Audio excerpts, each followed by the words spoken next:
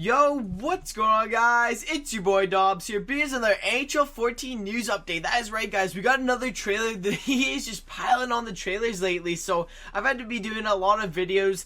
So that's why I'm not doing like my GM modes and stuff like that.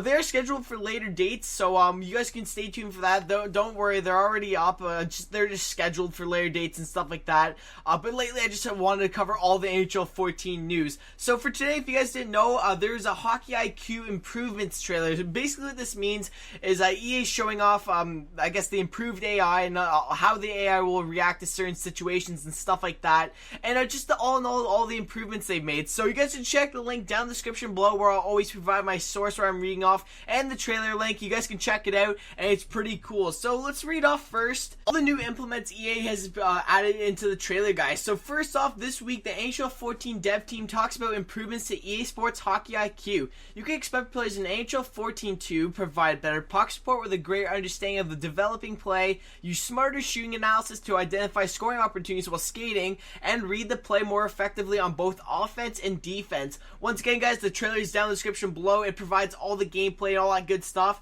I have noticed that the AI obviously improves each year, and it really does show that the defense are a lot smarter than they were last year. They'll obviously take off the I guess passing lanes and stuff like that in the defensive zone a lot better. They'll make angles cut off a bit more, and they'll actually go for hits this time. They won't just stick their stick out and just wave it like a wand, right? So I know sometimes you have to do that to cut off the angle that way, but I mean, they'll use their body more, so that's a good thing. But when in the offensive zone, the only concern I have is they take a lot of low shots on the point, which it isn't horrible, but I mean, if there's a better pass open, like I mean, if you want to play it down low, I don't know if the computer will do that. Like, you might have to force them a bit more or something like that. But I've noticed that they take a lot of low shots on the point, which isn't a bad thing. But I mean, if there's a better pass open and they would open up a better opportunity, I would want them to make that pass. So that's my only concern. I'm sure that this is still in the developing stage. They can always tune it up. So that's good to see that the defense are a lot smarter. And also, player-facing. Players will do a much better job opening up for passes, shooting opportunities, and you'll notice that they will be in better positions for themselves to let their own team's shots through and get ready for deflections and or resulting rebounds. So, once again, this came from the trailer I posted a couple of days ago. They'll just be a lot more smart in front of the net and all that stuff, and they'll react to the play a lot more effectively. Also, keeping the puck in. Players are now more aware when they are close to the blue line and will take the extra care needed in ensuring they keep the puck in the offensive zone. Thank God. I mean, I hated it when the defense, like, if you pass it back to the defense and they don't receive the pass and it's like right to them, oh my God, it's the biggest piss off, and you have to go all the way back in the zone again. So it's good to see how they're working on that.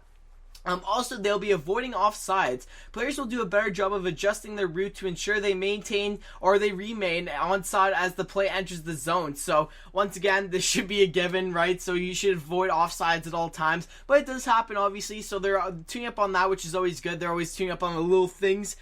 Also, the last thing we got is shooting analysis. Smart decision making based on where the goalie is and the situation affects the types of shots they make and the location of the shot. For example, if they see someone on their team driving to the net on an odd man rush, they're most likely going to shoot low at the pads to produce a rebound, which it isn't a horrible thing, but I mean, if there's a more obvious pass, I would probably take that instead if I was playing a defensive role myself.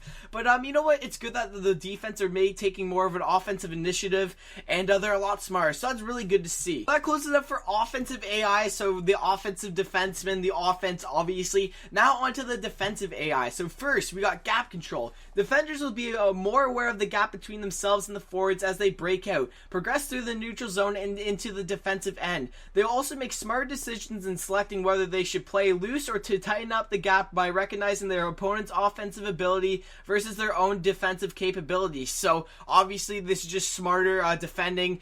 Take off the angle when you have to. Should you do the hit? Should you do the poke check? Should you cut off the angle? The defense will be more aware of what they should do. As in 13, they would probably just stick their stick out, wave it a couple times, and they would never go for the hit, which kind of pissed me off. But anyways, if they're going to be going for the hit more often when it's actually given to them, that's awesome. Good to see. Also, blue line entry. AI defenders do a better job of recognizing the approach of an incoming offensive attack and will pick their moments to step up and lay a hit at the blue line, get a stick towards the puck or in the passing lane, or drop back into a more controlled gap. This will result in the in the need to read the defense when entering the zone and vary the approach accordingly. So obviously they're gonna be smart going into the blue line. It's good to see. You can have your stay-at-home defenseman sitting back and stuff like that. You don't see too much of that, but I mean, if you want to include your defense in the play, it'll be a lot more easier in 14. So that's good to see.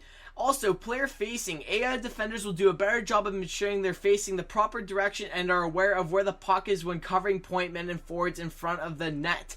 So that's, once again, they're just tuning up on old things and making the defense a lot more aware. So that's good to see, guys. Obviously, this was in 13, 12, just basically any NHL game.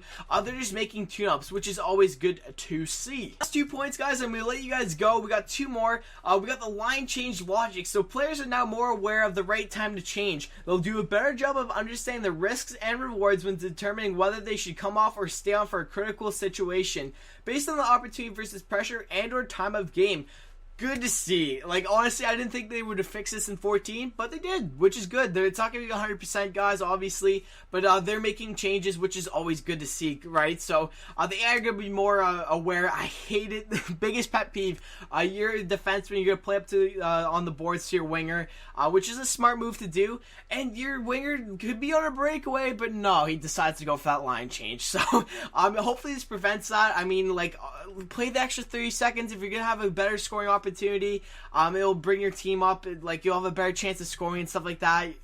I don't see why you go off for the line change. So it's good to see that they're working on that, and the players should be more aware of whether they should stay on or stay off. So good to see. Also, last point, guys, we got special teams. So power play logic has been improved to ensure that a team on the power play isn't overly committed to attacking. This ensures that the power play team can still be defensively minded when they need to be. Like, that's good. Like, if you're going to play back to your defense and your defense fumbles the puck or whatever, they miss it, they're obviously going to get back a bit more. They're going to be more defensively minded, but I don't know if this is going to be, like, a huge point. This is going to be a turning point in NHL 14, but it's good to see that they're more defensively minded. I know it was a huge problem in NHL 13. The defense couldn't defend themselves out of a wet paper bag. I mean, it was brutal. So it's good to see that they're more defensively minded. If they screw up, they can get back and recover and bring it back into the offensive zone. So that's good to see. So hopefully you guys enjoyed this video. There's been a ton of NHL 14 news videos, guys. So I'm going to keep you guys updated. And once again, for the series, I'm going to be posting them throughout the week. It's just a bunch of trailers have been coming out, and I wanted to cover you guys and give you guys the latest information on NHL 14. But once again, guys, if you guys enjoyed the video, be sure to like, comment, subscribe, guys. And what an epic rage quit right here, right on time too, and nice win to seal the deal. So hopefully you guys enjoyed the video, and be sure to like, comment, subscribe, guys, and I'll see you guys later. Peace.